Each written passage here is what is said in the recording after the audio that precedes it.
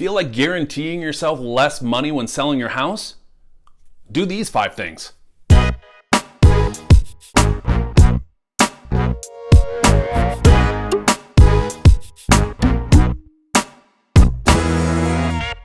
Welcome to Minneapolis Living. I'm Nick Sundahl with Acta Homes of Keller Williams Classic Realty Northwest.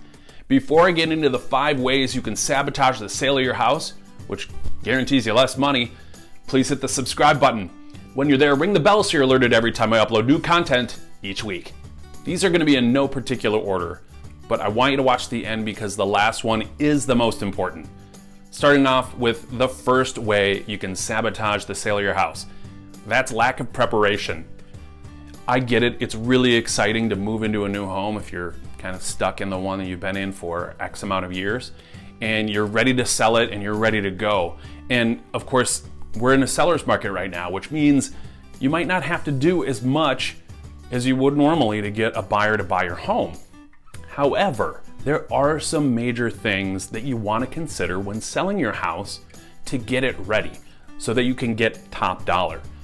And I've mentioned these before in other ways in how to sell your house quickly for the most money, but make sure you're prepared. Make sure you've spoken to your trusted real estate agent, or you've talked to a loan officer, or you've done the research, in which case you can do on your own most of the time. But ultimately, you want to be prepared to know what the process looks like, how long it's going to take, and what you are required to do to get it done. The second way that you can lose money when selling your house or sabotaging the sale altogether is not being transparent with your property.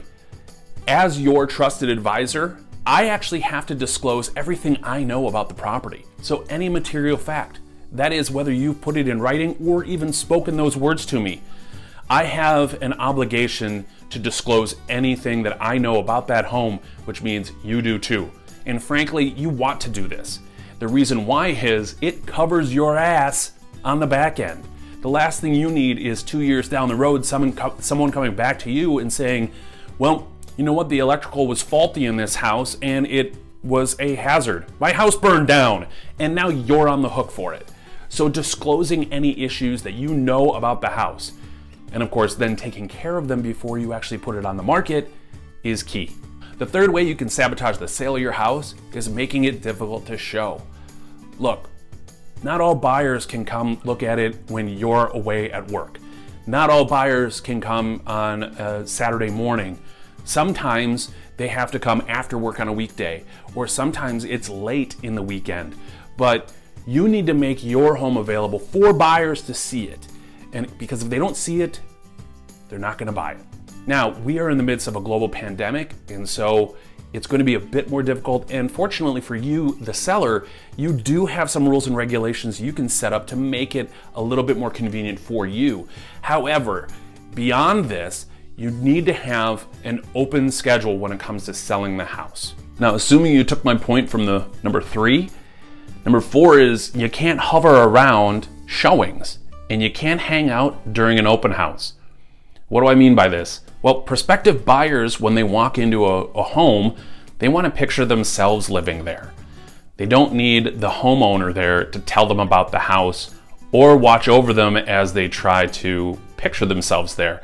It's not comfortable, it's not constructive, and if they have feedback, they might not be honest with you.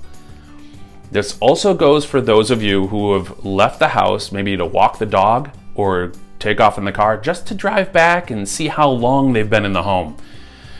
As agents, we can see this happening. It gets very suspicious and we know you're watching us. Again, it just puts our guards up as the prospective buyers. So you need to leave the home for the time allotted and let the buyers come in and then hopefully make the offer. Before I get to that final reason that you've sabotaged the sale of your house, I would love it if you comment below and give me some feedback on this video. Also, are you thinking about moving here in the Twin Cities? Buying, selling, investing in real estate? Please reach out.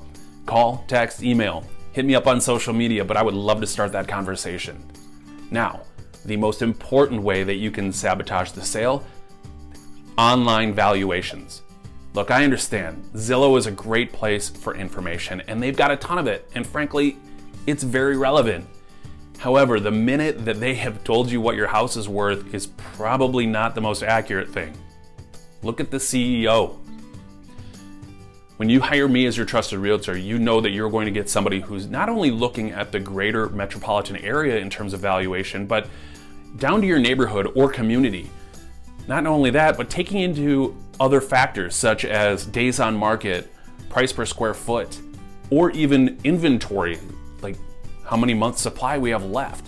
And that also goes to talking about what type of loans are out there. What are the buyers looking for? Because we're the ones representing them. But pricing your house the right way and realistically will get you the most money. This is Minneapolis Living. I really appreciate you watching. Please stay safe, please stay healthy, and I'll see you next time.